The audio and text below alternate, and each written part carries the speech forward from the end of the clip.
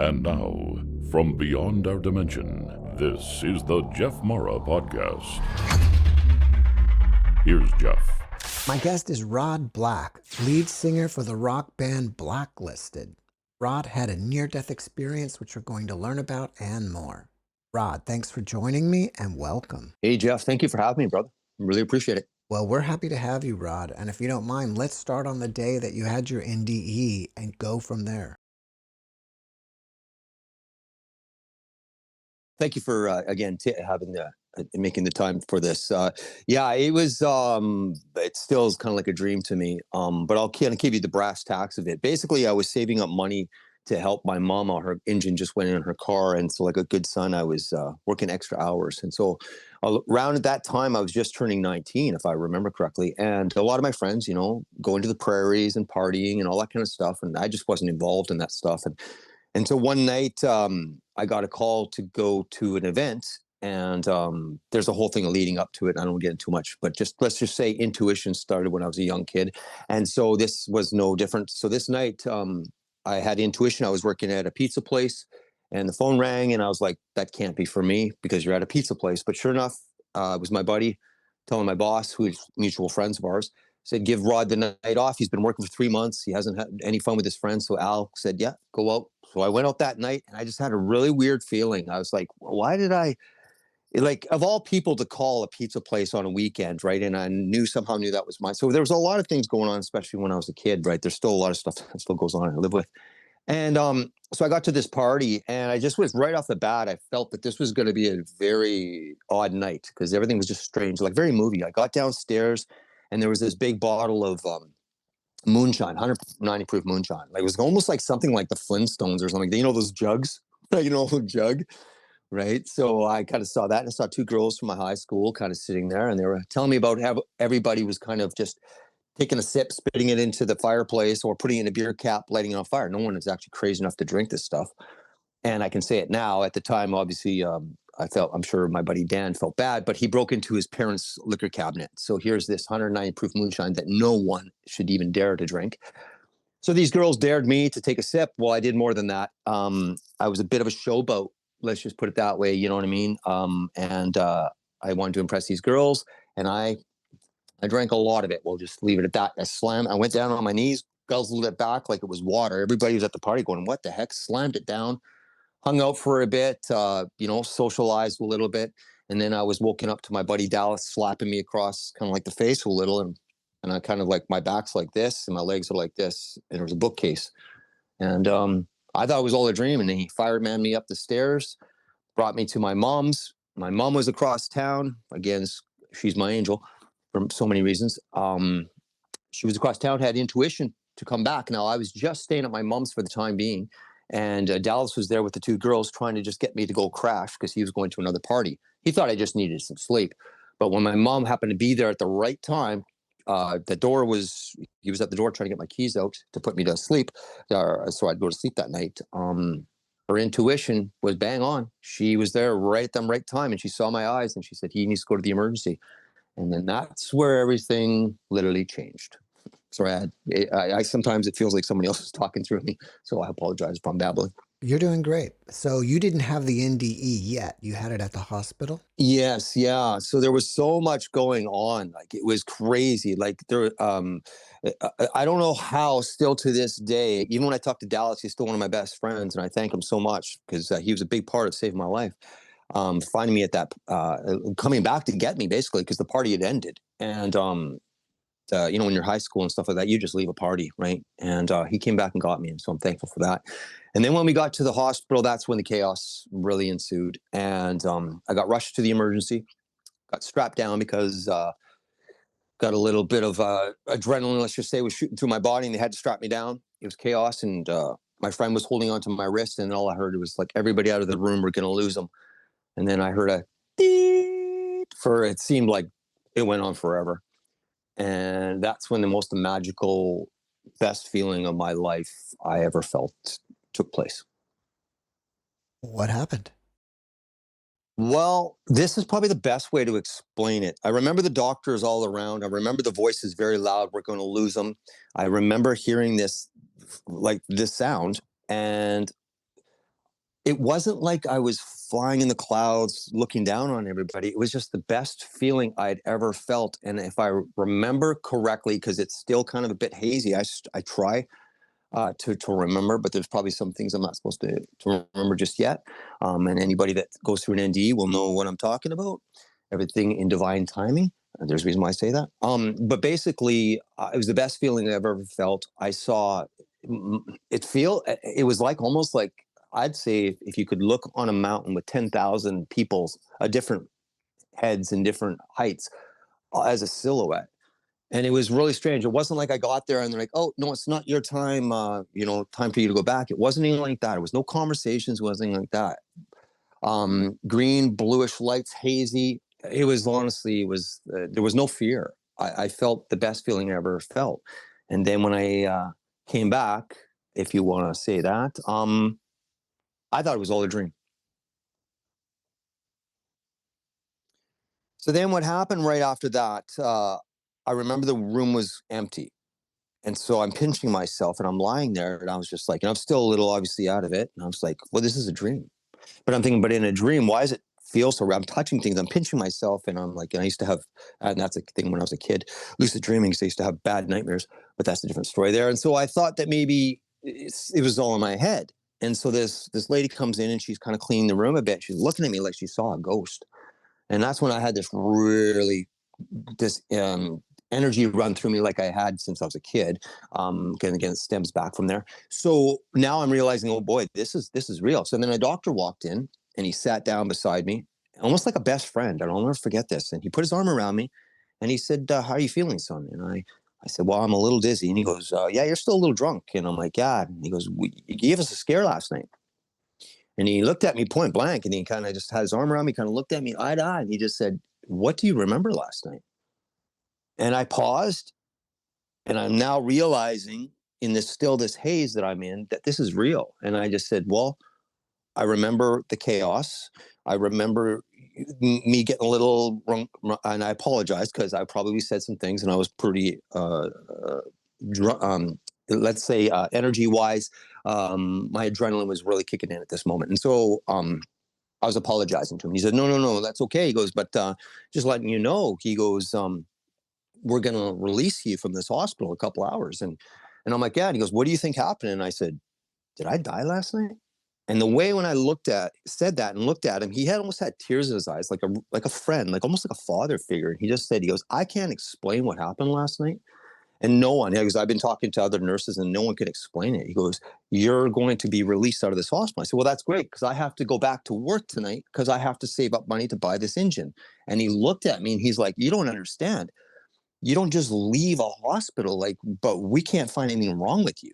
Like, there's nothing. And he goes, and you remember hearing this? And yeah, and he's, what else did you see? And I was like, well, I don't know. It was just so much going on. And I just told him, I remember hearing the noise. Everybody out of the room, we're going to lose them. And I said, it was the best feeling I've ever felt. And that's when the doctor said, I've never seen anything like that in my 35 plus years, whatever. He was an older guy. And he says, I've never seen anything like that before in my entire life. And he goes, we're going to release you today. And then when we walked out of the hospital, my mom and I'll never forget, the doctors and everybody, even at the administration, were just looking at me. Mom said, I'm getting really freaked out. People are looking and asking a lot of questions. And that's where it started, we'll just say. And then the journey just got crazier after that. Let me stop you for one moment. So were you technically dead and they had to resuscitate you? Yeah. Basically, he said it was like, the best way to explain it, son, was he said it was like you came. He says you went, because I said, well, I remember everybody out of the room going to lose him. And I hear the beep. And he's like, okay, so you heard that. So now he's kind of like ruffling around. He's trying to figure this out. He's like, well, he goes, yeah. He goes, we called it and you flatlined. And then you shocked everybody like moments later. I don't know roughly. It could have been a minute. I'm not too sure exactly, but it wasn't like 5 minutes or 10 minutes. I remember that. I remember that it didn't, well, it's hard to explain because it felt like a long, long time but the way he explained it, it was enough to shock everybody, but it wasn't like it was like half an hour. Because there's incredible stories that I have friends that have gone through this too. And how ironic that I would have 4 people in my life that have all flatlined. We've all found each other. That's a different story there. But basically what happened was I've come to, in that moment, I realized this was all happening, and everybody was just pretty shocked. And he just said the best way to explain it, the doctor said the best way to explain it is like you came running off the street. And that's what shocked everybody. It just shot up. And he goes, it was like you were jogging. He goes, we couldn't explain it. And that's why, it really shocked a lot of people. And then I didn't have very much time. I had about a month, and then another big thing happened after that. So the flatline became something almost like just a part of this little journey that I was about to embark on.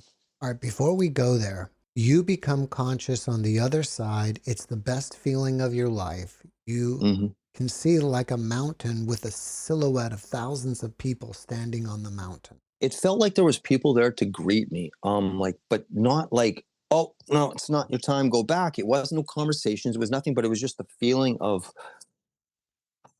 even I feel it now. It's just an energy. I don't even know. It's just a knowing, just knowing. And that's not even a religious statement. A knowing of what? It's just knowing. It's just knowing what? that our purpose on this earth, and I say this, is to love and learn. We're not here for material things. Sorry. All right. So you're there looking at all these people, and then all of a sudden you pop back into your body. Yeah, sorry. A lot of people just don't know what's coming, and that's. Oh, sorry. I don't hold anything back, Jeff. I know what I know, and I know that this is the year I have to speak the truth, and I just wish people. We're here for each other, man.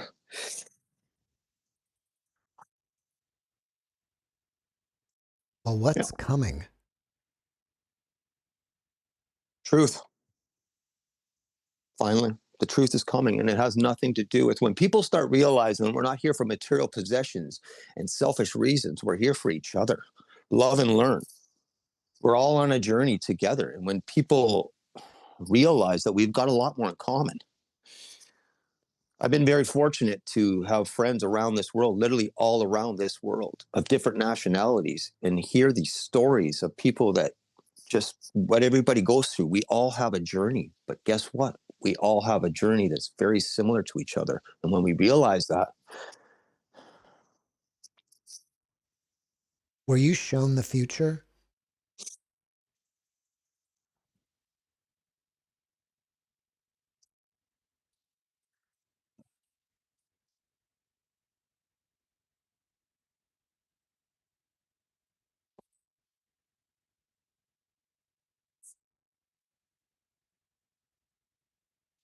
Well, how do I explain it? I knew when I was a kid that, sorry, I apologize. I knew what I was getting into by being truthful. That's why this band was put together, the vision and everything. This is not, life's not what we think it is. Not even close. Like, it's not even close. It's like we get caught up in so many material things. And Jeff, that's what I love about you and getting to know you, bro. And when we first talked, you got who I was. And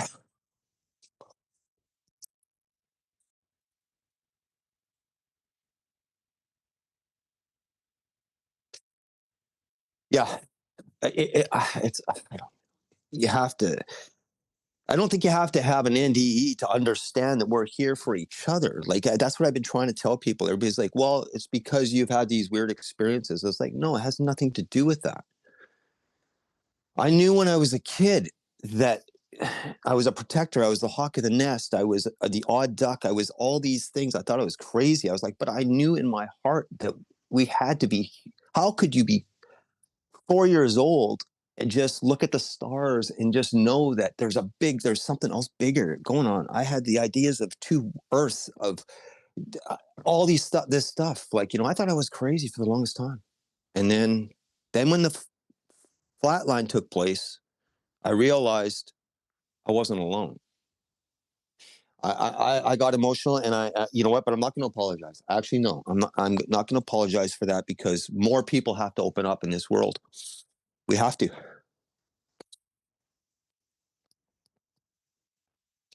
We have to.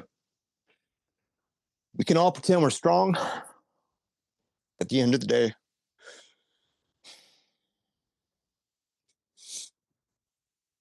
You were saying after this NDE, things started to happen. yeah. What, what was that? Okay, so I remember because my mom was absolutely shocked, like absolutely shocked, because she thought there might have been something that happened because I kept on saying I had a conversation with dad, and she kept on getting a little aggressive, going, "Dad wasn't there." And I'm like, "Yes, he was. He was in the corner. I talked to him." She goes, "Dad wasn't there." Well, the reason why dad wasn't there, my dad was a my dad had a major problem with drinking, and he was really working on it. And I was just turning 19, and the plan was, because when I was a kid, I went with my mom, which was very odd, especially growing up in a rodeo family, and you're the only boy. You don't go with the mother. You go with the dad, and the girls go with the mom. It's that it's when you're a young kid, those are usually the choices you would make. I chose to go with my mom because I felt she needed a strong foundation. My sisters went with my dad, who was an alcoholic, and now, obviously, before he passed, he was 15 years sobriety, which was amazing. And that's a different story there. But what happened was, I realized, okay, dad wasn't there. So now I'm thinking, well, wait a minute, this is all in a dream. Like, this is not happening. So I remember being in my room, and this is where it got really intense. I remember writing a letter, and I was about to leave, go out the window. I had just bought a muscle car. I left the letter to give it to my sisters and sell it and use it for college funds, whatever. I was literally, it's funny how life is. I was literally, because I thought I was going crazy, Jeff. I literally thought I was going crazy because I'm like, well, how did I have a conversation with my dad? How did I see what I seen? How do I'm feeling this energy? And I started thinking about memories when I was a kid. I'm going, I'm not crazy. So I packed up a bag, wrote this letter. I put the keys down on the letter, and I was ready to go on a Greyhound. And I was literally to go start a life because I thought I was going crazy. Started going out the window. This is weird because I'm going to be talking about stuff that no one has ever even heard of. My mom was going to be shocked when she hears this. Started going out the window, and I heard my mom's voice asking me if I was hungry. And I heard her voice. And in that moment, I knew I couldn't do this to her or my sisters and my dad that was really trying to just better his life for his son and his family. So I closed the window, and she came to the door, and she knocked, and she goes, "Do you hear me?" And I'm like, "Oh, yeah, yeah, yeah." Crumpled up the letter, threw it in, and I just threw it aside, grabbed my keys, and I said, "Okay, you know what? This is going to be the journey. Where's this going to take me?" And then 2 weeks later, that's when I was in a horrific car accident. Horrific. There's no way I should have survived that. No seatbelt, 7 times into a farmer's field. I was in the backseat of the car. Did you have a second NDE?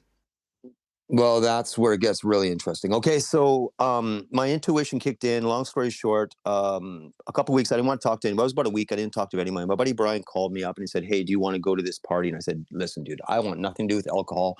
I wasn't a big drinker. I was obviously didn't want to go down the path of my uncles and my dad and stuff like that. So I was very much watching that." And he says, "No, no, just come out. Everybody from the high school is concerned. There's all these rumors going around. No one believes me that it flatlined, but he was there." So he goes, I'm the only one. He kind of wanted to have me to kind of maybe reference it a bit, but also he missed me hanging out with him.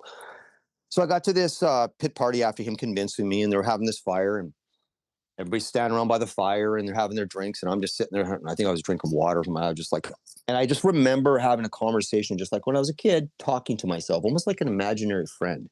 And I'm like sitting there going, I don't want to be here. Like I love my friends, but I just knew time change was coming. And I started vibrating like my body, and I was standing there. And just as it started getting more intense and more intense, like I was almost about to levitate, I was like, what is going on? And then all of a sudden, they in slow motion jumped up, like they all went back like this, and a car came flying in, and I was standing towards the fire. They moved. Everything was in slow motion. And as I turned around, I could see the lights kind of go over my shoulder, and everybody kind of moved out. And I just turned around, and the car just right behind me, maybe a couple feet, slams on its brakes. And I just turned around calm, and everybody's like, that was weird. And I look, and there's dust everywhere. And she's like, "I just got my license." And I was like, "Oh, cool, whatever." Right away. Now, when I was a kid, sounds really strange to say this, but here we go.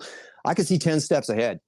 When I was a kid, I was not your normal kid. I could in school they questioned me for everything because questioned me. I questioned them for everything, but then they questioned me if I was just being a smart ass because I was, and so I just pretended I was a class clown. But really, I was just I didn't believe a lot of the stuff they were saying. Some things didn't make sense to me at a very young age, but we'll get to that later on, if that be. But so what happened was, so now I'm like, okay, I see 10 steps ahead. I'm going to get a ride from her, convince her. She was so excited about driving. So I said, okay. She goes, does anybody need any alcohol? I just got my license. I said, oh, can I get a ride back in town? She goes, yeah, no problem. So at this moment, I'm about to go to this is where a very crucial decision I make. The drivers and passengers, it's one of those little fastback cars. So anybody sitting in the back would be like crunched down like this, right? And so my buddy Ted, I guess he liked this girl, so he kind of pushed me aside and goes shotgun. And you know, when you're a teenager, so you should call it. That's it. So I'm like, yeah, no problem. And I knew he liked the girl, so I just wanted to get home. So I get in the back seat and I'm sitting on the hump. She goes down this dirt road. Well, I'm a farm kid, right? Well, kind of a farm kid. Grew up in a rodeo, so a little bit of both there. So I'm familiar with dirt roads and how to drive on them. And she's driving, and the car's kind of swaying back and forth. And we're listening to Aerosmith Pump, and I'll never forget. And I'm thinking, I got two decisions to make here. I'm on the hump. The car's going back and forth. Either I'm going to put the seatbelt on because this car's about to flip, or I'm reaching forward to turn down the music and tell her to slow down. But this is all running through my head, by the way, too, right? And of course, I'm kind of like, okay, well, I've got a decision. It's got to be made quick because I could feel it was coming. Just as I reach forward to turn the music down, I decide that's the way to go. The car flips. So now I'm like kind of in shock. I'm like, what? And I'm like, what's going on? I'm thinking, and I'm lying there, and I got the gear or the shifter kind of on my side, and I'm looking down, and I'm like, that's dirt. And I'm like, what? And I look up and I see stars, and I'm like, oh, this is a dream. This is a nightmare. This is the worst nightmare I've ever had. And I'm pinching myself, and I'm lying there, and I'm fine. I'm like, but now keep in mind, I don't look behind me, and there's a reason why I say that. This is a very crucial moment in my life here. So I don't look back behind me. I just like sitting there. I'm kind of wedged. I'm like, what? Right away, I'm like, I go into protective mode, just like when I was a kid, like the hawk in the nest. Okay, keep your wits. Where's the passenger? Where's the driver? So I get out of this car and I come down, and the wheels are here, and the dust and the dirt and mud and everything or whatever is just going crazy. I was hard to see everything, and the two headlights, I can't make this up. Sorry, it's going to get emotional here, are exactly where the bodies are. So the headlights are kind of, one's going off this way, one's going on that way, exactly where the bodies are. So I get out, like I said, and I'm sitting there and the wheels are still going. And I said, and I look forward and I see the bodies. And so I remember, when people are in shock, you don't just grab them or whatever. So I just kind of go to one, go to the other. And I'm like that. So eventually they kind of get together, and now they're like, Rod, we need help. Like they're in shock and everything. So I go into almost like a teenage superhero mode. And so I'm like, okay, I'll go get help. But I'm like, well, where's the road?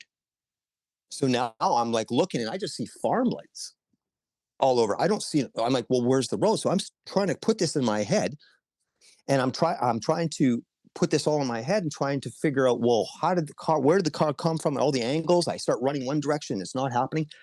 Finally, it takes me a bit, but I finally get the dirt road. I get in town, and I get to my mom's place. Thank God I live right outside the place. It was only, I think, 13 kilometers or something like that. So I think I ended up getting I hitchhiked, actually, to be honest with you. I think if I remember on the last little bit.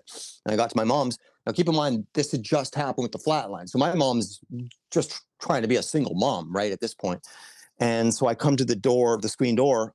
I couldn't find my keys, and I'm banging on the door. And she opens it. She's like, oh, my God. She goes, you're going to give me a heart attack. I said, what's going on? She goes, they called me. They said you're dead. I'm like, what? Boom, I hit the ground because I was exhausted. And so what happened was, sorry, crying. Wow. Well, that's okay. Men can still cry. Don't ever forget that, man, because, you know what? Anyway, that's a different story. Sorry, sometimes it feels like somebody else is talking through me and different things. But what happened was, in this moment, now it's all, I'm realizing everything. Like, this is reality now. I'm just like, I wake up and mom's putting water on me. She's like, they're calling me. She goes, we got to get down to the hospital. I'm like, the hospital? What's going on? And I'm like, and now I'm realizing, oh, this is real. So we get to the hospital. There's a little bit of comedy. So we come around the corner, and we're in the emergency room. Now, Ted and this girl, I think her name is Judy. It was a J, if I remember correctly. They're together, and they got those, those shock blankets around them. Anybody goes in, so they're like there, and they're shaking. And I come walking around, and I'm fine with my mom. And so there's a bunch of police officers, a fireman there, and there's an ambulance or whatever. And they're all like, they're just kind of looking at me like almost like I'm a friend coming to see them, right? I'm standing with my mom. And so they're kind of got their heads down, they're in shock. And then I think the girl pointing goes, well, there he is. And they're like, what do you mean there he is? And I'm standing there and they're like, who? And that guy? And they're like, yeah. They come over and the policeman, and now good cop, bad cop happens here. He goes, one guy just comes in hot and he's like, listen, you were the driver. Were you drinking, son? I'm like, no, man, I was in the back seat. He goes, there's no way, you're lying. Don't. And then my mom's crying and freaking out. And they're like, calm down, ma'am. You know, your son was da-da-da. And she goes, my son in trouble? She goes, but if he tells me he wasn't driving, he wasn't. So, you know, and I'm like, no, I wasn't driving. He goes, it's impossible that there's no way that you were in the back seat. And I said, I was not driving. And they said, well, we can't talk to them because they're in shock. They don't even make any sense right now. But they're saying you were in the car. And so they're trying to figure this out. I'm trying to figure this out because I still think this is all a dream. Now I'm going to go back and forth. I'm thinking about my childhood. I'm thinking this is absolutely crazy. No one's going to believe this. So now what happens is, this is where the comedy comes in a little bit. So the doctor that was on the floor for the flatline, he's on his night shift. So he's coming around and he's got his board and he's like that. And he points, he's like, you again? Now everybody in the room, what do you mean, you again? It's like, yeah, he flatlined. He was just in the emergency about a month ago or whatever it was. So now they're like, we knew it, you were driving and alcohol. And I said, no. So then this police officer comes and goes, let me talk to him. So he pulls me aside and he goes, son, just be honest with us. I said, okay, I'm going to be honest. I said, I hope I'm not in trouble, whatever. I said, but I wasn't wearing a seatbelt. And he goes, but what do you mean weren't wearing a seatbelt? And I said, no, I wasn't wearing a seatbelt. I'm sorry I lied to you. And he goes, no, about the driving. I said, no, you don't understand. I was in the back seat of this car. And he goes, well, can you explain to me what happened? I said, yeah, we were going down the dirt road. I had to make a decision. I decided not to put the seatbelt on. I'm sorry. Like I was fine. I just had flipped the car maybe a couple hours before this with no seatbelt. How do you explain this? That's why they thought they couldn't. Everybody in the room was just baffled, especially the doctor. And so now they're talking to him and they're talking to him about the moonshine and how crazy that story is. So I'm sitting there and I'm just like, is this really happening? All I could think about is get me out of this. Like I need a life change here because this is nuts. And then the police officer came up to me and he says, just tell me the truth. He goes, because this is not adding up. And I said, okay. I went to the front, reached forward, and then as I was turning down the music or trying to turn the music to get her to slow down, the car flipped. I stayed in the car. So now they're baffled. They're like, well, we heard that you were in this car, but did you see the back of the car? And I'm like, what do you mean the back of the car? I said, I got out and I just saw dirt and I saw stars and then I got out and I saw wheels. I said, I didn't see no top of the car. And they said, well, what happened was this is what they were estimating. This is why I was saved. When the car flipped, apparently it crushed the back. So when I flew forward to turn on the music, the car flipped. So they crushed like almost a can, kind of like he explained it like a NASCAR with a roll cage. I had my own divine, I guess is kind of his word, roll cage. And so when I flipped forward, it crushed in the back and it was from here of the seat to here, about this much room. So they said if I would have put the seatbelt on there, that's why they thought that, because the car was in the middle of the field still. They probably it was dark. It was in the middle of the field. So they probably just got the people out and still dealing with the aftermath. And that's what happened there. And that's when I finally told them, I said, listen, I was in the car. Yeah. And I wasn't wearing a seatbelt, but I was in the back seat. And that's what happened. I basically got wedged. And yeah. And if I'm babbling and sometimes my voice will go up and down and stuff like that. Like I said, sometimes I know I'm a vessel, but that's a whole different conversation there. But yeah. And that's, again, just the beginning. That's just the beginning. Well, it's obvious that you're supposed to be here. What do you think your purpose is? Well, my dad said it best to me when I was young. He used to say amazing things to me. Tough cowboy. Tough, but boy, when he talked, people would listen. He said to me, son, when my last days are on this earth, I want to be known to the guy. I want to be known as the guy that gave more than he took. And I had that in my head at a young age. On hockey teams, in school, I was always the protector. So I always wanted to be like, gave more. Even with the kids around me, my sisters, my dad and I would take the scraps. The girls always got whatever first. That was very important in our family, and it's still to this day. I like to see other people happy, and that kind of gets me happy. But there's a trade-off. When people are upset, I feel that like almost 10 times, 15 times fold. And that's hard to explain. When someone's in pain, I really feel their pain. That's why when you asked me that question, no, I didn't see the future per se, but let's just say we're in for a big wake-up call. And I don't know when that's coming, but I think individually we're realizing we're a lot more gifted, we'll say, than we give ourselves credit for. I don't think you have to have an NDE to have these understandings. I know that we're here to love and learn. I believe that in my heart. Love is so easy. They just open the door for somebody. Say, how's your day? That person could be going to commit suicide. But because you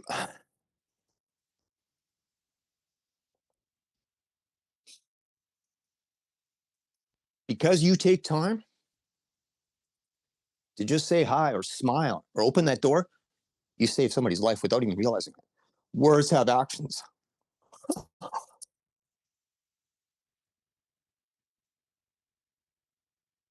What's coming is it's going to be bumpy. It's going to be bumpy because there's going to be a lot of stuff that's going to come out, and people are going to realize that we have so much in common. And that's not even a political statement. That's not even. That's just the way it is. We just have to love and respect and walk in each other's shoes just once.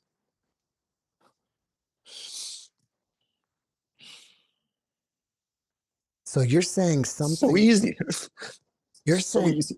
you're saying something bumpy's coming. Sounds like something big is going to happen.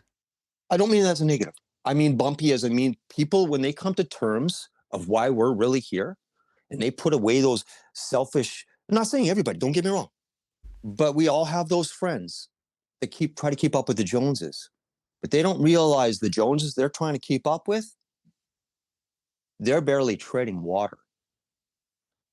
Do you see what I'm saying? On a world level. That's not a material thing. So people always look up to people, but they don't realize those people are still going through stuff too. We're all going through something.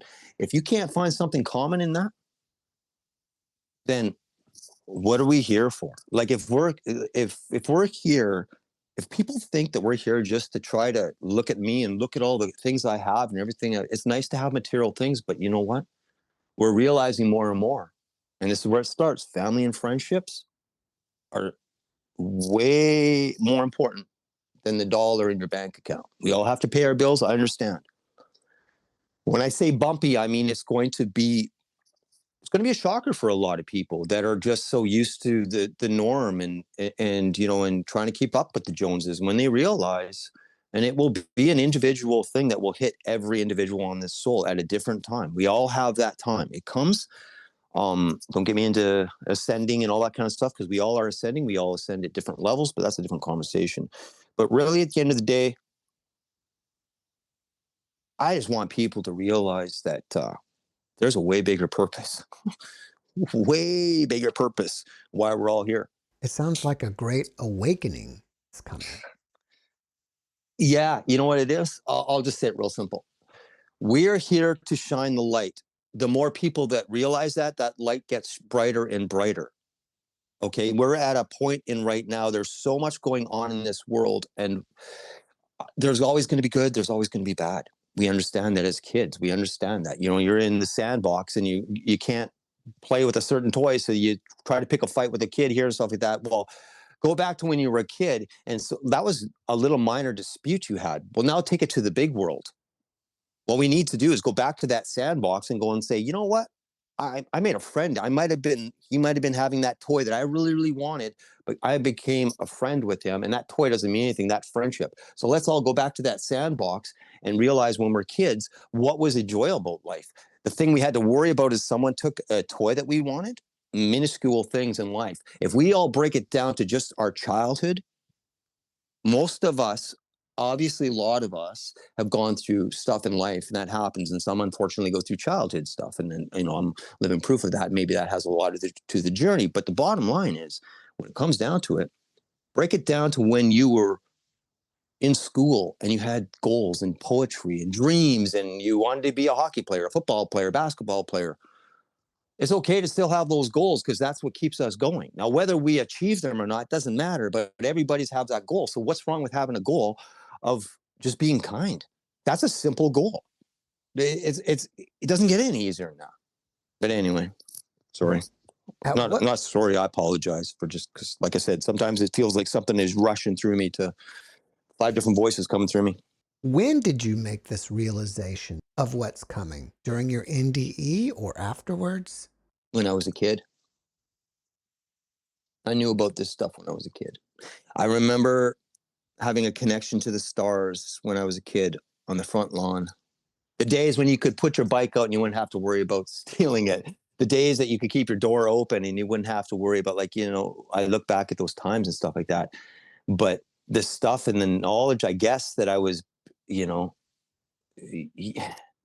I just could see certain things taking place.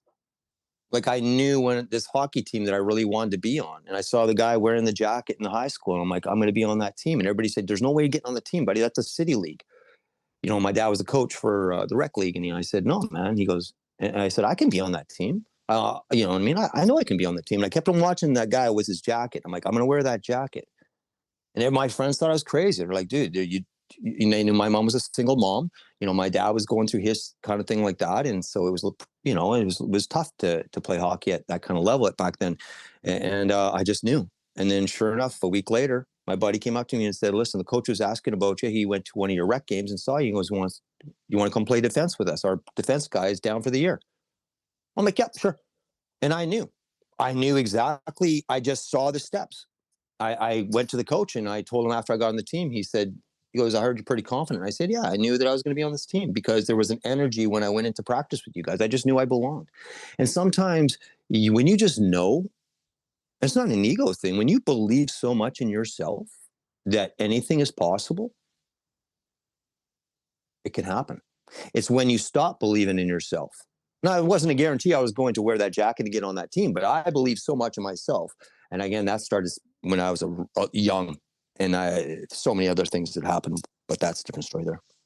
After your NDE, did you notice that you had any new gifts that could be considered psychic? Well, my intuition's always been really good, and that's what I thought when I was a kid. I really started noticing that something was really odd compared to my friends and stuff was when the bullies started hitting the school and coming into school. And I was the smallest in my school, smallest on my hockey team too. And, but I loved to protect, we'll just say, a little scrapper when I was a kid, but not so much anymore. But I would always go after the bullies. I'd always stand in front of them. I didn't care. I'd take a whooping until I fought back or whatever the case is. And I would protect the new kids come to the school. I just felt this protection thing. And I just had this knowing that my purpose on this earth, was to be like a protector. And I took that in as a kid let's just do this. Like I didn't even think about it. On everything I did, I always welcomed a challenge. I always welcomed the bullies and going, you know what, I'm going to be friends with that guy. And sure enough, a week later, I'd have the bully go and apologize to the kids he was picking on. And the teachers were just blown away. They're just like, they thought I was a little strange, and a lot of people did, and that's okay. But now I realize maybe I'm not so strange, and there's a lot of people in this world are going through this right now. We're all in this world together, man. We have so much in common. It's not even funny. Earlier, you mentioned that when you were a kid, you had a connection to the stars. Mm-hmm. Have you ever seen a UFO? Twice. What happened? The first time was pretty amazing, actually. I was living in, where the heck was I now? I was in BC. I moved back to BC. This was older. I was probably about 24, 25.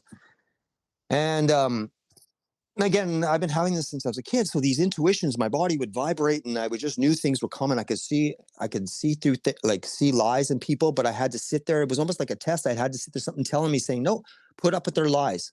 My dad would say, play stupid because you'd find the truth in people. And I'm like, this is torture, because I could tell someone was lying to me. And I'm looking at them, I'm like, but you had to play along. And I don't know why. Maybe it was a lesson that had to be, well, I do now. But when you're a kid, you don't know why you would just put up with it and not call someone on the lies. But you just felt there was a reason why you had to do it.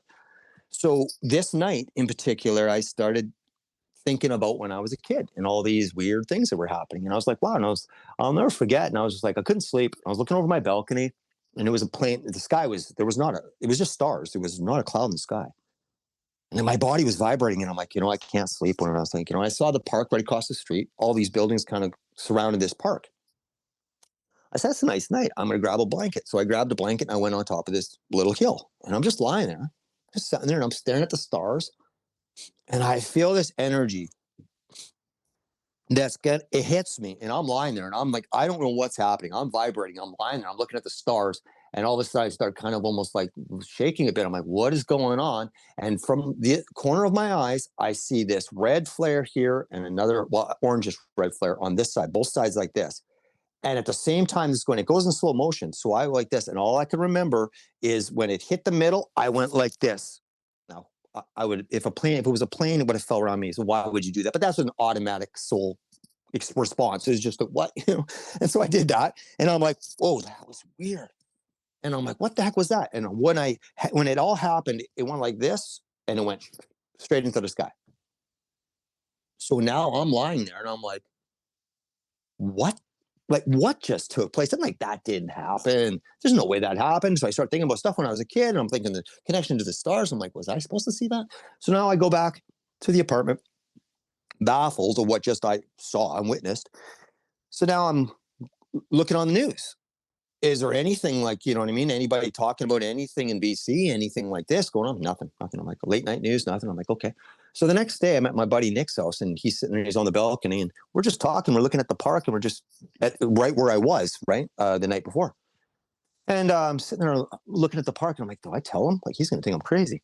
And I'm like, hey, Nick, were you around last night or that night before or whatever it was? And he goes, yeah. He goes, I was. And I said, yeah. I said, by chance, you didn't see two planes collide? I know it sounds crazy. And he's like, looks at me. He's like, yeah. What did you see? And I said, well, you know that hill over there? Well, I was out there. He goes, well, it's really weird you say that. He goes, well, what I saw, he goes, I thought that was two planes colliding and then it shot up into the sky. And I was like, yeah, that's what I saw. It was right above me.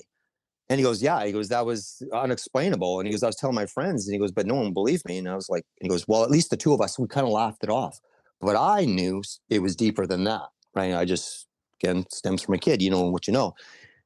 So fast forward, that incident happened in Texas where five of us were going to the lake and we witnessed something that to this day, and we got a lot of people. I've had talked to pilots. I've talked to people in the Gulf because I lived down in Texas for a while. I talked to oil guys and stuff like that. And there was a lot of stuff, strange sightings, we'll say. And everybody has their own story.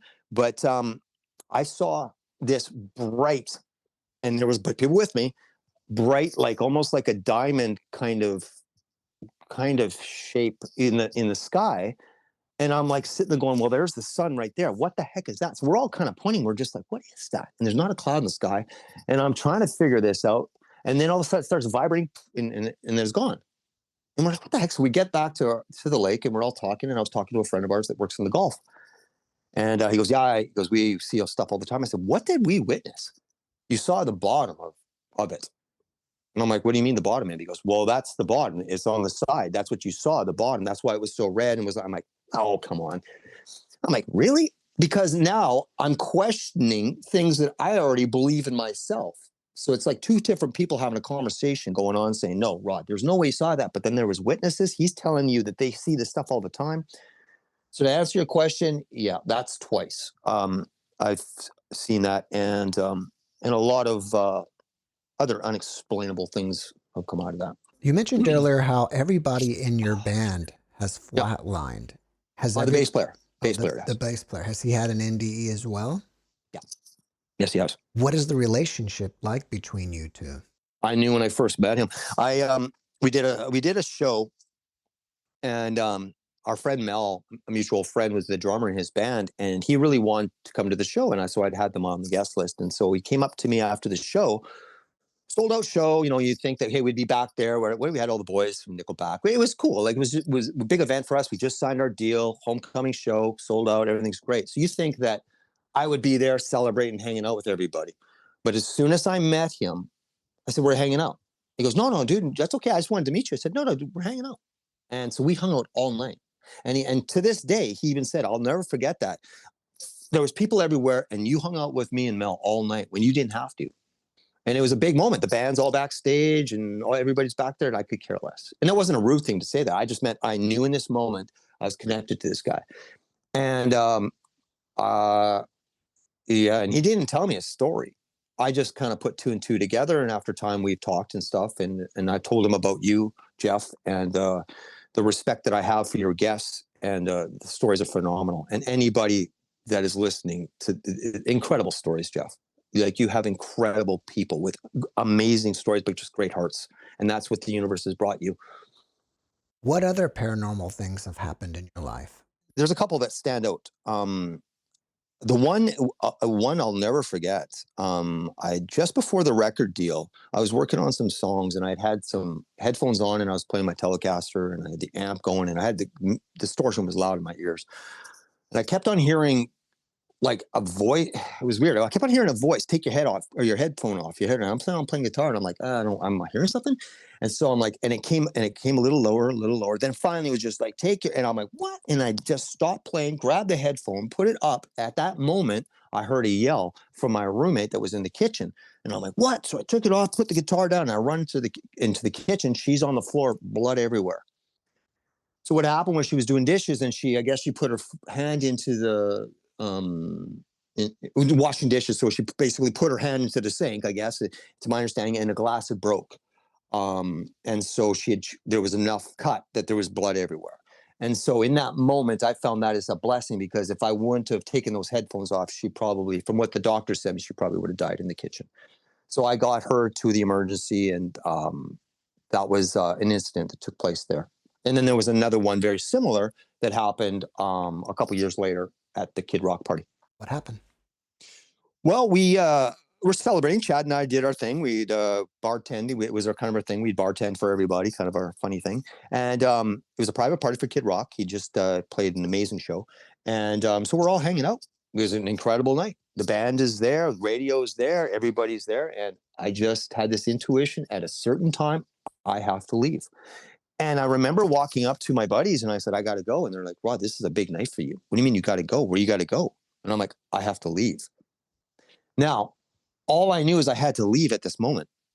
And so everybody's like, well, like, what could be more important than, Kid Rock, or, Bob, but Kid Rock and Nickelback and everybody, like the whole thing, like a dream come true for any artist out there. Right? You sign this big, huge world deal, you freaking everything, and you know that, no, I got to leave. And so I got in the elevator and jumped into cab, and I went to my friends, and I'll just leave. I won't say any names out of respect. But I went to my friend's house, and very interesting situation. I couldn't get in the door. Now, this is about 2:00 at night, and I couldn't get in the door. And I'm like, why am I trying to get in this door? But I was drawn to go to this place. And I'm like, okay, I'm going to be crazy if I'm buzzing here and I'm waking her up or whatever, right? Because I was try calling her and I couldn't get a hold of her. That's what it was. I just wanted to see how her night was going, because something told me to call her. A gentleman had been walking his dog, and normally I'd seen him all the time, and he recognized me because I was in and out of the apartment. So he recognized me, and he goes, tonight I took the dog out for a late night walk. Usually I don't do that. I'm like, well, that's good you did, because I got to get in there. And he's like, well, Rod, I see you around. And he goes, yeah, I'll let you in. So I went in. I rush upstairs, and the door's open. And I'm like, this isn't good, because I can hear a noise. And I'm like, okay, so I'm preparing like this is a break and entry, all that kind of stuff. And so I open the door, and I'm like, hello, you okay? And I hear this murmuring, kind of like almost, I'm like, are you okay? Okay. And I'm like, okay, I'm going in. So I go in, and she's lying on the floor in her room, like off to the side, kind of like, and she's in pain. And I'm like, oh my God. Like, okay. So now I'm like, I get her some water, and I'm like, are you okay? And she's like, yeah. And so she's kind of in, I'm like, okay, so we got to go. So instead of calling 911, because the hospital is like right there, I know what it's like. It's a weekend. I think it was a Saturday night. It's crazy downtown. And to get an ambulance that fast, I'm like, okay, so what I'm going to do is I'm just going to get her like this, and we're just going to go into the emergency. Now, keep in mind, I had been drinking. So not a lot, but I had enough alcohol on my breath to make it warrant that I had been drinking. So I come in with this girl who's in like going like this, crying. And right away, there's a police officer on shift. He comes over to me and goes, son, what's wrong with this girl? And I said, oh, she's like, and he goes, have you been drinking? I said, yeah. And I'm trying to explain to him all this stuff. I said, she's in pain. He goes, did you hit this girl? I'm like, no, I didn't. So the administration girl comes out and there's chaos. Seems like me in hospital, there's always chaos for some reason. I said, no. And I'm trying to, trying to be respectful. I said, no, she needs help. Like she needs help. I saw her on the floor. You hit this girl. I'm like, no, no, no. And I said, the police officer said, no, I'm telling you, no, I didn't. I did. But and then he said, well, we need to get information. She can wait. There's a waiting list. I said, no, she needs to go in now. So finally, I'm like, okay, I'm getting arrested tonight, but I don't care. This girl is going into this emergency. So I make a scene.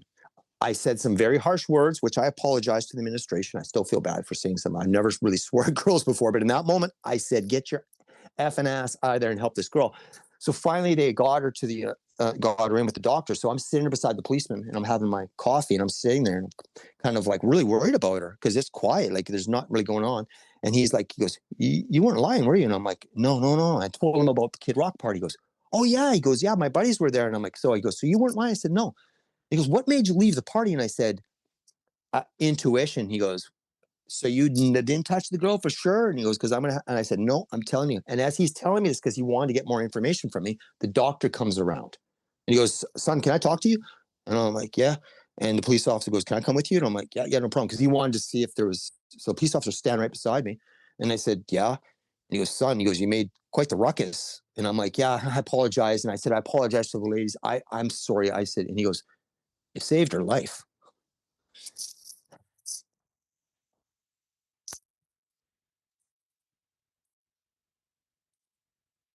So now I'm like, again, like now I'm like, my purpose isn't to be a rock star. Music is just the little bonus that I got when I was a kid.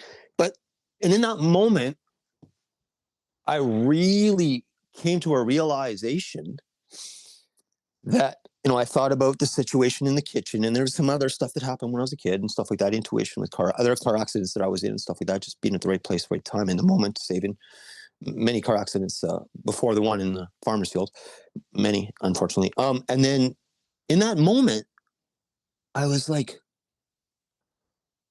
almost like a pat on the back from, I'll say it, angels. Ever since I was a kid, I've been surrounded by angels. And that's why I say I'm driven by angels. I'll just cut right to the chase. I always felt that I've always had people, angels with me, I guess you could say, or souls, or however you want to call it, imaginary friends when you're a kid, but then you realize what's really going on as you get older. So in that moment, I felt something kind of like, you passed the test.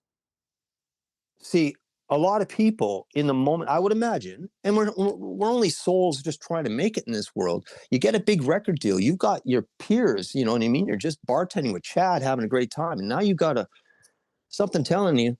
I always just joke around saying my spidey senses, because that's my favorite superhero, but my spidey senses are tingling and I leave a party.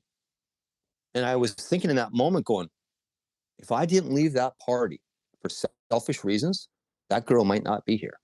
And so I sat down with the doctor for a bit and the police, and they said, well, we have some tests and she's going to be in there for a bit. And so that was something that, and again, it just kept on happening like that. You think in that moment, say, okay, you got me. Okay. Whatever my past, maybe, you know what I mean? I wasn't whatever the case is, right? We all have different things that we're dealing with. And that's why we're here to love and learn and learn from our challenges and mistakes. We're not perfect, we're not meant to be. But at the moment, I realized in that moment, wow, I have a platform now with music. You better use it for the right. And so when I embarked with Jet Black Stare, it was fun, did some amazing things, met some amazing people. But I remember knowing it was coming to a close. And we're just starting in the charts. We're 26 on the charts. And I have an intuition crying in my hotel room going, this is coming to a close. I give it a year. And pretty much to that day, the band was done. Now, this girl, did she have a ruptured appendix or something? Yes. So there was a lot that was going on there. Yes, exactly what he had kind of said. He said because if she would have just, because there was nobody there at home. You know what I mean? Or there was nobody there, like not even a roommate, if I remember correctly. There was nobody, and it was just the right thing. So, yeah. But back to the music. I realized, yeah, that's just a bonus for me on this journey. I believe that I'm here to. I joke around and say I'm like a littlest hobo. I like to bring light, a little bit of light, and then walk away. Because at the end of the day, I make many, many mistakes, so many to count. I can't even count. But the bottom line is, when we come to terms with that, that we're not, as long as we're not here to do anything to hurt anybody. We all have our opinions, and there's nothing wrong with that. But when you start hurting people with your thoughts and your actions and stuff like that, that's when you got to give your head a check and realize we are here for a way bigger purpose than that. So your previous band was Jet Black Stare, and Yes. it was successful, but then it Mhm. ended early. Yeah. How did you start the new band? Well, the new band was a vision. So what happened was I came to terms that I needed a change, and I needed to really focus on the cause that meant a lot to me. And men's mental health and women's mental health has meant so much, just because of friends and stuff like that that have gone through stuff, and we're always, we're going through stuff, right? These are tough times for everybody, and I thought, well, with Jet Black Stare, we were very geared towards the sports, and all that kind of stuff, and there was a bit of uh, a disconnect, I think. You know what I mean? Because we were going through the revolving doors of certain musicians. So my core guys that were with me, they now moved on to have businesses and amazing families. I love them dearly. But I knew that it wasn't going to be the same. And something kept on telling me, going, it's not going to be Jet Black Stare this time around.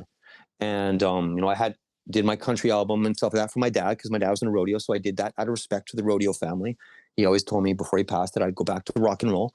And then Blacklisted, from a conversation I had at my old manager, was formed, and had intuition to put a band together that had never been in a room before. Everybody thought I was crazy, but I literally put a bunch of musicians. And what the first thing I said when I met with them individually, that I'm all about the cause. I'm not about the party. Everything in moderation. And if you want to be a part of something like this isn't going to be your typical journey. And they all agreed and told me their heartfelt stories.